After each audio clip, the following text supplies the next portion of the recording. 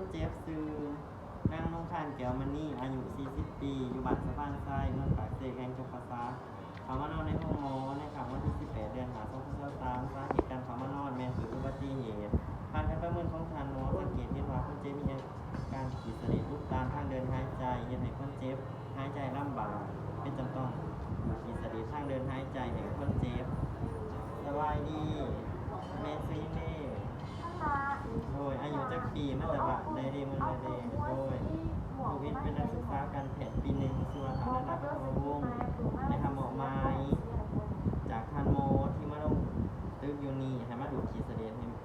ให้เมย์ด้วยเนื่องจากว่าเมย์โบสามารถหายใจได้เองเนื่องจากว่ามีขีดเสด็จอุดตันทางเดินหายใจของเมย์ก็เข้าห้องมือในเดอร์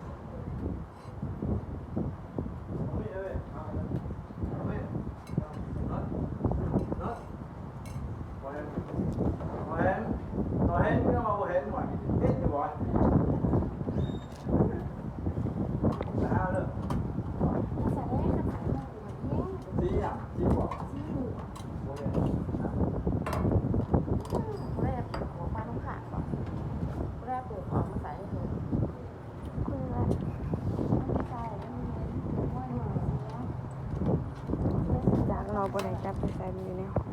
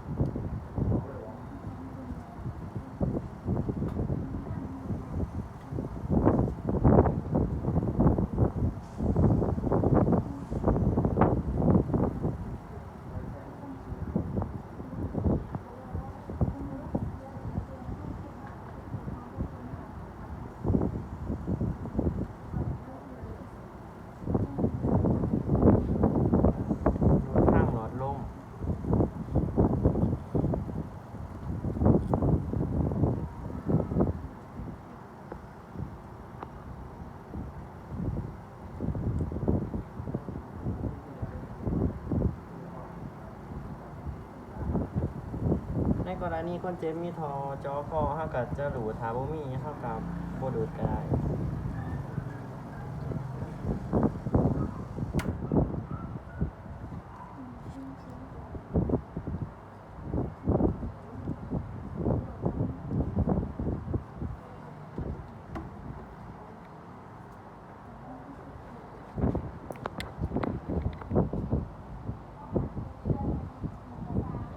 ถ้าจะฟังเบิ่งว่ามันยังสิมี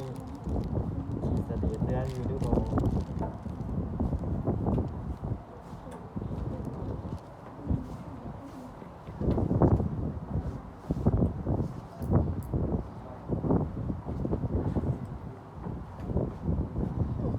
สายที่เฮารู้แล้วกับผ่าเซตที่เฮาเซตมันจะถิ่มลงเฮียที่ติดเสือตัวนี้ถิ่มใส่เฮียทั่วไป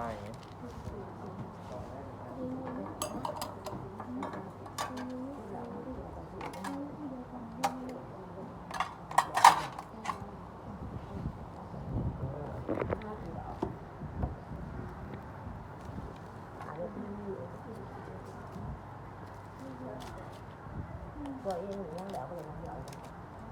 ซบมือกับทีมใส่เกียร์ที่ติดเสือ ไม่คิดเลยมาถ่ายคูณผ่านเท่าไหร่ขายที่โมน่าบดโมปลาหวานนะ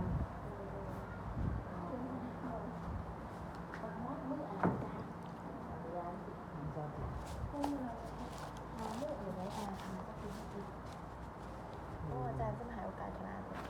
ก็ดูกัน อ๋อหรือคือขาว งั้นจากนั้นเขาจะมาบันทึกมันเจ็บเนาะ